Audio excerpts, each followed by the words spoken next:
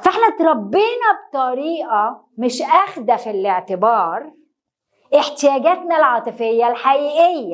ابويا كان يقول لي انت لازم تفهم يا ابني ان انا بضحي، انا مش ما بقعدش معاك علشان خاطر وقتي، انا بقضيه في الشغل علشان اوديك المدرسه اللي انت فيها، عشان اشتري لك الجزمه اللي انت عايزها، عشان في يوم من الايام ادخلك الجامعه اللي انت عايزها. فانا اتعلمت ان الحب عباره عن ان ابويا يبقى بعيد عن بيته بيضحي وبيشتغل كتير عشان يدخلني الجامعه. الست اتربت بانها موجوده عشان تسعد الراجل. تسعد الراجل ازاي؟ بانها تبقى زوجه كويسه، بانها تطبخ له كويس، بانها تاخد بالها من العيال لانها شافت امها بتعمل كده. فبالنسبه لها التربيه بتقول انك انت احتياجاتك العاطفيه، انك انت تتحبي، انك انت تتشافي، انك انت تدلعي، ما هياش مهمه قوي. المهم انك انت ترضي جوزك وتقومي بواجباتك المنزليه. احنا بنينا بيت واحنا دلوقتي اسره، وانا دلوقتي برجع من الشغل وعايزه افسي دماغي، وهي بتربي العيال وعايزه حد يسمعها. فاحنا دلوقتي بنينا اسره وعندنا مشروع وبنشتري بيت وبنحوش وعندنا عيال. هل اخدين في الاعتبار الحبيب والحبيبه اللي في يوم من الايام حبوا بعض واتجوزوا؟ هل احنا خالقين مساحه للحبايب للعشاق في المشروع العائلي ده؟ احنا كنا بنقول هي بقى عايزه تحكي له اللي حصل لها مع العيال، وهو عايز يحكي لها اللي حصل له في الشغل. بنرجع تاني لموضوع الاسره، لمشروع الاسره اللي احنا اساسا لما اتجوزنا كان في نيتنا نبنيه. ده جميل واحنا شغالين فيه، لكن بننسى واحنا قاعدين قدام التلفزيون بنلوم بعض متضايقين ان هي مش مدياني مساحتي وهي مش سامعاني، انه في حبيبين عندهم احتياجات مختلفة، عايزين يتدلعوا، عايزين يلمسوا، عايزين يضحكوا، عايزين يعملوا حاجة ملهاش دعوة بمشروع الأسرة. احنا عمالين نتخانق علشان ما احناش دريانين ان تحت اللي احنا بنقوله فيه اللي انا لسه قايلاه دلوقتي. احنا عمالين نتخانق ونتناقر في ان هو مش عايز يسمعني وهي مش عايز تسمعنا، وده بيسمع في حته انا مش مهم بالنسبه له، او انا ما عادش شايفني ككذا، وهو بيقول انا زهقان وتعبان ومحتاج مساحه، ما حدش يطلع عيني ولا يطلب مني حاجه ولا يسالني على حاجه ولا يبقى عايز انتباهي لاي حاجه عشان انا خلصان. لو احنا وقفنا في الحته دي وسالنا نفسنا السؤالين اللي احنا سالناهم لما قفلنا الحلقه اللي فاتت، هل انا عندي استعداد اسمعها؟ وهي تسال نفسها هل انا بلومه وانا دريانه باحتياجي؟ فايه اللي انا طالباه منكم؟ ان لما نسال نفسنا السؤال ده هنلاقي ان احنا عندنا احتياج عاطفي احنا ما عبرناش عنه بطريقه صحيه سليمه مباشره تعرف اللي قدامي اللي بيحصل جوايا ايه. انا اتعلمت الوم، احكم، واحس بالنقص اللي جوايا كنتيجه ان اللي قدامي ما بيسمعنيش وما بيردش او ما بيدينيش اللي انا عايزه. ده هيخليني اخش في حته عويصه قوي وهيفتح موضوع كبير.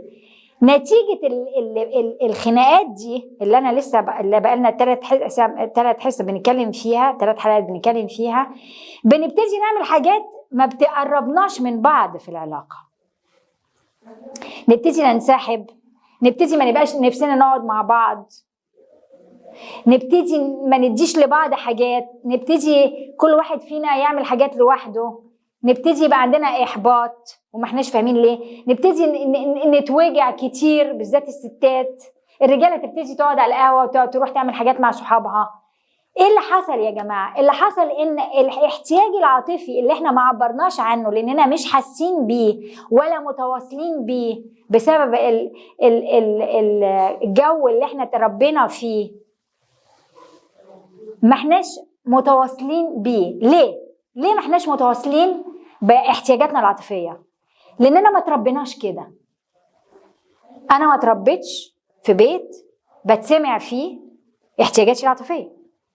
امي كانت تقول لي، ابويا كان يقول لي انت لازم تفهم يا ابني ان انا بضحي، انا مش ما بقعدش معاك علشان خاطر وقتي، انا بقضيه في الشغل علشان اوديك المدرسه اللي انت فيها، عشان اشتري لك الجزمه اللي انت عايزها، عشان في يوم من الايام ادخلك الجامعه اللي انت عايزها. فانا اتعلمت ان الحب عباره عن ان ابويا يبقى بعيد عن بيته بيضحي وبيشتغل كتير عشان يدخلني الجامعه، عشان ابقى في يوم من الايام احسن منه، عشان في يوم من الايام اخد وظيفه كويسه، عشان يمكن هو اتحرم ان هو يخش في الجامعه وعايزني اخش في الجامعه. فبالنسبه له، بالنسبه للراجل ده، حب ابوه هو المثال الاصلي للطريقه اللي هو بيعرف يحب بيها. فهو برضو بيقضي نهاره في الشغل وحاسس ان مراته مش مقدره ده، عشان يقدر يوفر لهم الحياه والبيت اللي هم عاملين يشتروه والهدوم والمدارس الحلوه اللي العيال فيها. الست اتربت بانها موجوده عشان تسعد الراجل. تسعد الراجل ازاي؟ بانها تبقى زوجه كويسه، بانها تطبخ له كويس، بانها تاخد بالها من العيال لانها شافت امها بتعمل كده. فبالنسبه لها التربيه بتقول انك انت احتياجاتك العاطفيه، انك انت تتحبي، انك انت تتشافي، انك انت تدلعي، ما هياش مهمه قوي. المهم انك انت ترضي جوزك وتقومي بواجباتك المنزليه. فاحنا اتربينا بطريقه مش اخده في الاعتبار احتياجاتنا العاطفيه الحقيقيه. فالنهارده احنا بنتفاعل بطريقه ما فيهاش وعي باحتياجاتنا العاطفيه الحقيقيه. لكن لو انتوا سألتوا نفسكم في اخر المطاف بتاعت الخناقه انتوا اساسا عايزين توصلوا لايه، هتلاقوا انكم عايزين توصلوا للتلاقي، عايزين تلاقوا بعض في حته فيها حنيه ومفهوميه، انا ليه وهو ليا. هوصل لها ازاي؟ هوصل لها بان انا ابتدي اسال نفسي السؤال اللي بيقول لما هو بيعمل الشيء الفلاني وانا بتفاعل عليه وبلومه، انا حقيقيا حاسه بايه؟ اسالوا نفسكم السؤال ده. انا وانا قاعده معاه بطلب منه ورا انفعالي فيه ايه الاحتياج اللي انا عندي اللي انا ما عبرتش عنه بطريقه حقيقيه وعبرت عنه باللوم. الراجل لو انا راجع من الشغل ورا ان هي تسمعني كصديقتي، كشريكه مشاكلي، بتبني معايا الاسره، بتدعمني، انت ورا احتياجك لانها تسمعك على كل اللي حصل لك في النهار، او يمكن مش عايز تقول ده، ايه اللي انت نفسك يحصل لك في البيت فيه مع مراتك لما ترجع من البيت؟ ايه اللي نفسك تلاقيه؟ اسأل نفسك السؤال ده. هتلاقي ان احتياجك انك تلاقي ست مفرفشة لابسة حلو تظبط لك مزاجك، صح؟ فانت عندك الاحتياج ده. هل انت بتعبر عن ده؟ هل انت بتعمل اي حاجة تأهل الجو لده؟ فاحنا محتاجين برضو نتعلم شوية ان احنا لو احنا عايزين حاجة نحط نفسنا، نهيئ نفسنا ليها. لكن لو انا داخل وطريقة تعاملي ان انا احط التلفزيون وقف بقى وهي تجيب لي كوبايه الكوكاكولا سي سيد وهي شغاله، جابت لي كوبايه كوكاكولا وقعدتني وانا عماله اتفرج على التلفزيون وهي ومش داريان باللي بيحصل لها، مفيش لقاء.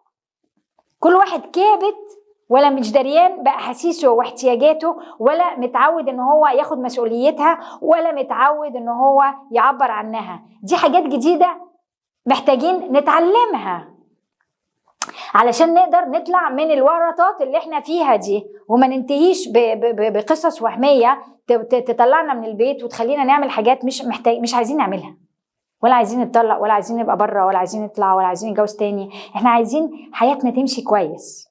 فعشان حياتنا تمشي كويس خليكم معايا. فاحنا بنقول انه انا محتاج كراجل ان انا اسال نفسي السؤال ده، وهي محتاجه تسال نفسها، والاتنين محتاجين يبتدوا يسالوا نفسهم ورا النقار ده الاحتياج الحقيقي ايه. فاحنا دلوقتي موضوع الاحتياج ده قصه كبيره قوي هكلمكم فيها في الحلقه اللي بعديها، الحلقه اللي جايه، وهعمل عليها برضو يعني حلقات هنتكلم على الاحتياجات العاطفية دي، لانها قصة كبيرة ليها دعوة بكل اللي حصل لنا واحنا عيال. ما تنسوش ان انا في الحلقة الاولانية قلت لكم احنا جايين داخلين العلاقة بشيلة. الشيلة هي احتياجاتنا اللي ما لم تلبى. فانا جاي العلاقة دي بعد علاقة ماما وبابا، اهم علاقة في حياتي علاقتي بشريك حياتي. انا داخل العلاقة مع شريك حياتي عامل اسقاط على شريك حياتي ان هو هيلبي لي كل الاحتياجات بتاعه الماضي اللي ما حصلتليش.